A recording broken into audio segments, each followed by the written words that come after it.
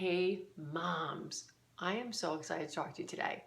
I haven't been around. Nope, I got MIA. That's it. And that's what I'm going to talk to you about. It's mid-October. The kids have been in school for about 6 weeks, which means I am just emerging from the fog that literally has descended upon me and my house and my family. And that fog is called school.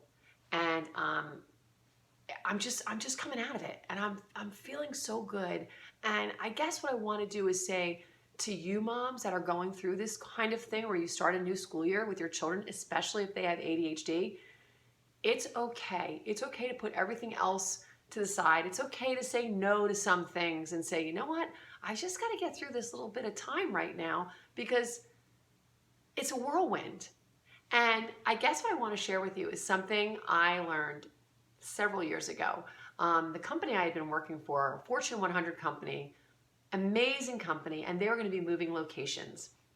Their offices were located in one area of New Jersey, and they were building a brand new facility, probably about a half an hour away from where we currently were. And it took probably a year to build this new building, and it was going to be gorgeous. We saw the blueprints, we saw fabric swatches, they had different chairs we could choose from, they had the different desk heights. I mean, it was awesome. We were going to have all new cubicle heights, everyone was going to be in a cubicle.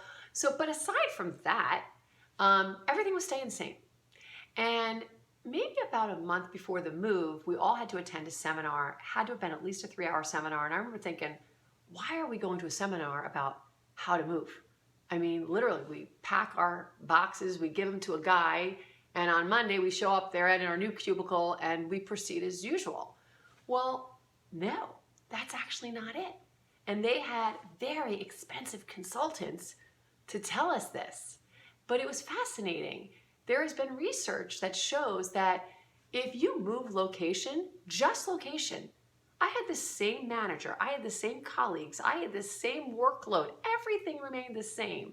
We were just going to move our location. And do you know that they said that you need 90 days to acclimate to this new location? It'll have that much of an effect on your work performance, the way you will run efficiently. It'll play with your emotions. It will probably cause some anxiety. I mean, and we're talking one desk to another desk. Everything else status quo. So why do I tell you this? Well, first of all, it was research. And so therefore, there's got to be something to it, right?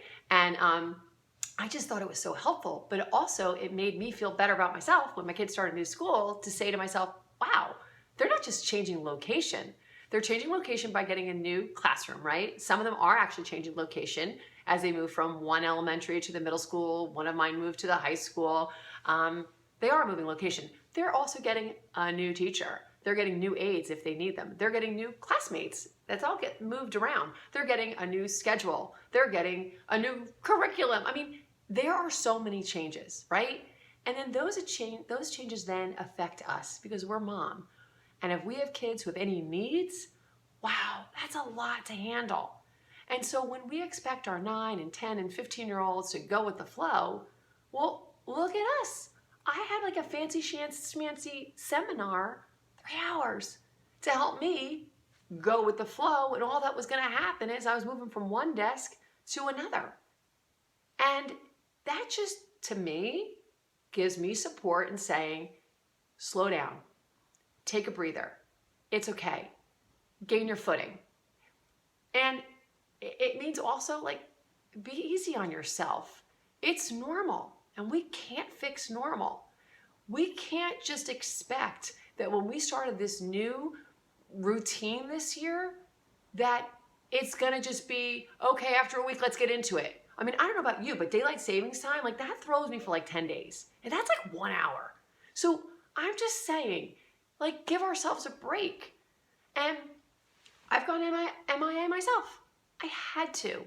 Now, does that mean I haven't done things where I'm socializing with other people? Yep, I am, but I'm doing it slowly. You know, I've also learned that in September and October, if I'm part of a group, if I'm part of a volunteer organization, I do not say yes to things that are happening in those first 2 months. I don't. I have learned that when the school year starts, I can't be the first one to say, oh yeah, I'll bring all the baked goods for Bible study on the third Tuesday. No, I actually don't. I eat somebody else's baked goods because I can't do it. Because I'm just coping. I'm just kind of treading water. So that's what I want to tell you about, you know, and I got to tell you, my husband's noticing that, and hoping that I'm going to emerge. And, but I tell him there's research, you know, it's 90 days. And so I think he's wondering sometimes when it's like day 4, we haven't had dinner at the kitchen table, it's going to happen. You know, I get 90 days and I think I might have to cook dinner tonight, but it's fine. You just take a breather, please, moms. Just allow it, okay? It's all good.